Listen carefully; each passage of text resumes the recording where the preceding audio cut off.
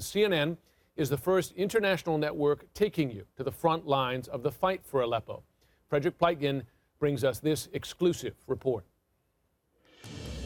Years of urban combat have laid waste to Aleppo's old town. Syrian army snipers scan the terrain for possible movement on the other side. We're right on the front line in the Syrian government's offensive against the opposition, and the soldiers here tell us they still frequently see rebels on the other side, but they also say they often pick them off from the sniper's nest. This soldier tells me morale has never been higher. Thanks to God, everything here is under control, he says. Our fingers are on the triggers, ready to destroy the rebels.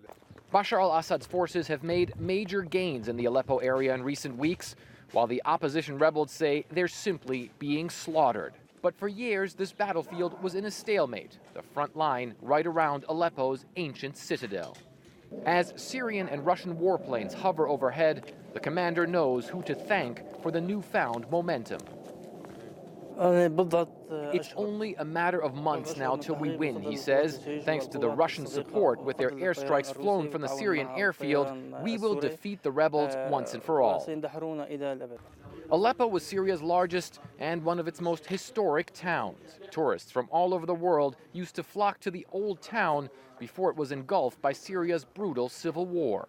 The old town of Aleppo is a UNESCO World Heritage Site. Some of these buildings are hundreds, if not thousands of years old, and now, as you can see, most have been completely destroyed and burned out. But now Assad's troops believe they are on the verge of a decisive victory. The commander warns the U.S. not to interfere.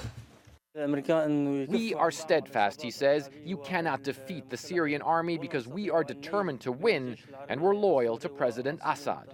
Amid this divided and destroyed city, Syrian government forces believe they're dealing a crushing blow to the opposition, one that could end this 5-year civil war that's destroyed so much more than just the landscape.